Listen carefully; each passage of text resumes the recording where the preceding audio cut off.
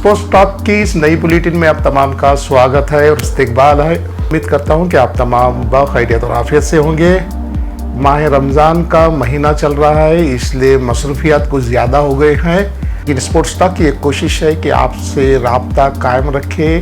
फिर से एक बार आपकी खिदमत में हाजिर हैं। हम जिक्र करने जा रहे हैं चैंपियंस ट्रॉफी 2025, जिसे दुबई और पाकिस्तान में खेला गया। इस टूर्नामेंट में ऐसे हमें कई उतार चढ़ाव देखने को मिले। कई खिलाड़ियों ने अपने फॉर्म में वापस आने की कोशिश की तो कई खिलाड़ियों ने रिटायरमेंट का भी ऐलान किया।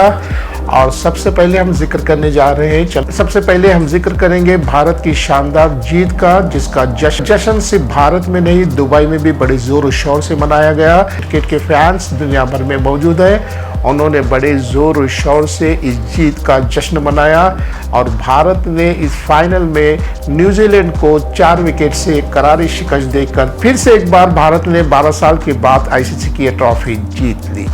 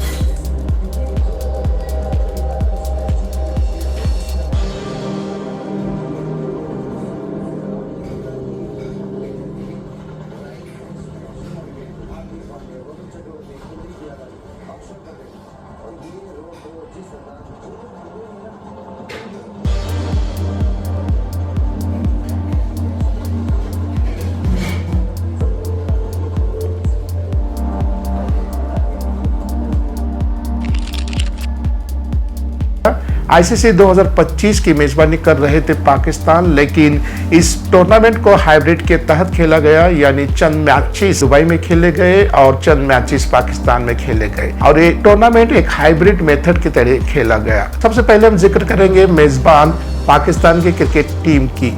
पाकिस्तान क्रिकेट टीम का हाल ये था कि वो हर बार किसी न किसी वजह से टूर्नामेंट से बाहर हो जाते हैं। 2023 के T20 वर्ल्ड कप में उन्होंने यूएसए जैसी कमज़ोर टीम के साथ भी शिकस्त खाई थी, लेकिन इस मरतबा फिर से एक बार उन्होंने इस टूर्नामेंट में ऐसा कोई कारकर्दगी नहीं दिखाई, जिसकी वजह से पाकिस्तान के तमाम शायकीन उनसे बेइंतहा नाराज़ हो गए और फिर से एक बार पीसीबी में एक हलचल सी मच गई है कि करे तो क्या करे और किस तरह से पाकिस्तान क्रिकेट टीम को दोबारा अपने फॉर्म में आने पे मजबूर करे। लेकिन पाकिस्तान में बहुत शानदार खिलाड़ी भी मौजूद हैं, लेकिन उनमें इत्तेफाक न होने की वजह से वो किसी भी टूर्नामेंट के फाइनल में या सेमीफाइनल में नहीं पहुंच सकते। वापस चलते हैं, भारत और न्यूजीलैंड के दरमियान खेला गया फाइनल का ये आखिरी मैच बहुत ही दिलचस्प था, जिसे देखने के लिए दुनिया भर के क्रिकेट शायकीन इंतजार कर रहे थे और इतवार का दिन था। अभी जियो हॉटस्टार के अलावा कई दूसरे चैनल्स भी इसकी नुमाइश की जा रही थी और टेलीविजन पे देखने वालों की तादाद तकरीबन 60 करोड़ से ज्यादा हो गई थी। आईसीसी 2025 के इस फाइनल टूर्नामेंट में पहुंचने के लिए ऐसी कई और भी टीमें मौजूद थी, जिसमें ऑस्ट्रेलिया, साउथ अफ्रीका और इंग्लैंड सरे फहरिस्त हैं, लेकिन उन्होंने अपने लीग मैचेस में अपने मैचेस को हार कर फाइनल मुकाबले से दूर हो गए। इंग्लैंड की अगर बात की जाए तो इंग्लैंड एक बेहतरीन टीम थी और उन्होंने चैंपियनशिप ट्रॉफी शुरू होने से पहले इस बात का अज़म किया था कि हम चैंपियंस ट्रॉफी जरूर जीतेंगे। हालांकि चैंपियंस ट्रॉफी 2025 शुरू होने से पहले भारत और इंग्लैंड के दरमियान 3 ओडीआईस खेले गए थे, जिसमें भारत ने इंग्लैंड को व्हाइट वॉश किया था, जिसकी वजह से क्या हौसले कुछ नरम से पड़ गए थे। लेकिन उन्होंने फिर से एक बार इस बात का अज़म किया था, इस बात का इरादा किया था कि अगर हम इंडिया में बुरी तरह से नाकाम हो गए हैं तो आईसीसी चैंपियंस ट्रॉफी इस बार हमारे कब्जे में होगी। लेकिन इनका यह ख्वाब पूरा नहीं हो सका।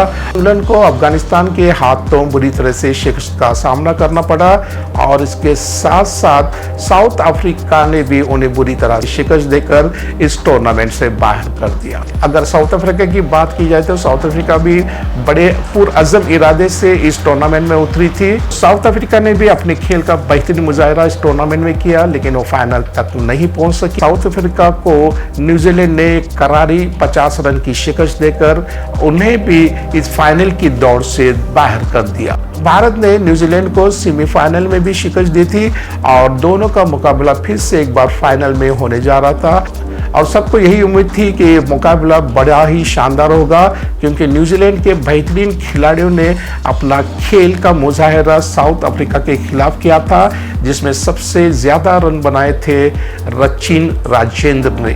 भारत को यह खतरा लाहक हो गया था कि अगर रचिन ने फाइनल में चल निकले तो भारत के लिए मुश्किलात बढ़ सकते हैं, लेकिन भारत के स्पिनर कुलदीप यादव ने रचिन रविंद्रा को अपनी पहली गेंद पर ही आउट करके पवेलियन वापस भेज दिया, जिसकी वजह से न्यूजीलैंड बैक फुट पे आ गई थी और फिर से एक बार कुलदीप यादव ने अपने दूसरे ओवर्स में विलियमसन को भी पवेलियन वापस भेज दिया, जिसकी वजह से न्यूजीलैंड के रन बनाने की रफ्तार में कमी आ गई थी। आईसीसी चैंपियनशिप 2025 के लिए मोहम्मद शमी की वापसी हुई थी। शमी ने सबके उम्मीदों के मुताबिक अपने खेल का बेहतरीन मुजाहरा करते हुए ऐसे कई बेहतरीन विकेट लिए और भारत को फाइनल तक पहुंचाने में उनका एक बहुत बड़ा हाथ है। टूर्नामेंट के लीग मैचेस में शुभमान गिल ने भी अपने बेहतरीन खेल का मुजाहरा किया, साथ साथ अक्षर पटेल और सुरेश अय्यर ने भी अपने खेल का बेहतरीन मुजाहरा करते हुए टीम को टूर्नामेंट के फाइनल में पहुंचाया। भारत की तरफ से जिन्होंने अपने खेल का बेहतरीन मुजाहरा किया उसमें थे Suresh Iyer,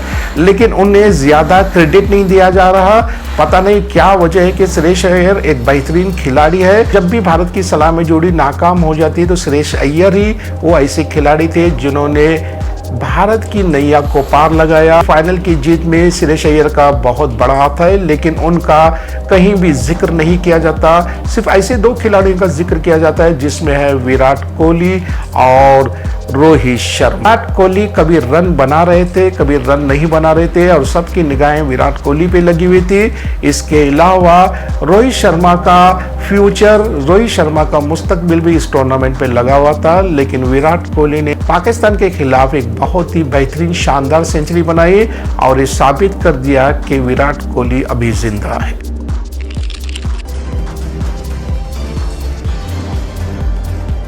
The veterans there, Mohammad Shami and Virat Kohli. As I said, these celebrations will last long into the night. They'll have more photos than you can imagine with as many people that can get alongside them, and why not? Final match का अगर जिक्र किया जाए तो भारत के कप्तान ने अपने शानदार खेल का मुजाहरा करते हुए 76 रन बनाए, जिसमें उनके 3 छक्के और 7 चौके शामिल थे। लेकिन विराट कोहली जिन्होंने पाकिस्तान के खिलाफ अपनी सेंचुरी बनाई थी और सबको ये उम्मीद थी कि विराट कोहली भी इस फाइनल मैच में भी अपना बेहतरीन स्कोर करेंगे, लेकिन अफसोस की बात यह है कि बदकिस्मती से विराट कोहली माइकल ब्रेसवेल के गेंद पर एलबीडब्ल्यू आउट होकर सिर्फ 1 रन ही बना सके। लेकिन इस मैच का सबसे दिलचस्प मरहला तब आया था और ऐसा महसूस हो रहा था कि मैच न्यूजीलैंड जरूर जीतेगा, लेकिन फिर से एक बार केएल राहुल, अक्षर पटेल और जडेजा ने फिर से पारी को संभाला और न्यूजीलैंड को इस फाइनल में 4 विकेट से शिकस्त देकर आईसीसी 2025 की ट्रॉफी पे कब्जा कर लिया। One more thing, I'm not going to retire from this format, just to make sure that no rumors are spread moving forward. Okay guys, thank you so much. Sports talk में खबरों का सिलसिला जारी है और हम उम्मीद करते हैं कि हमारा स्पोर्ट्स टॉक आपको पसंद आ रहा होगा। आप बराए करम इसे शेयर, लाइक और सब्सक्राइब करें। फिर से एक बार मिलते हैं ऐसी खबरों के साथ, तब तक के लिए खुदा हाफिज।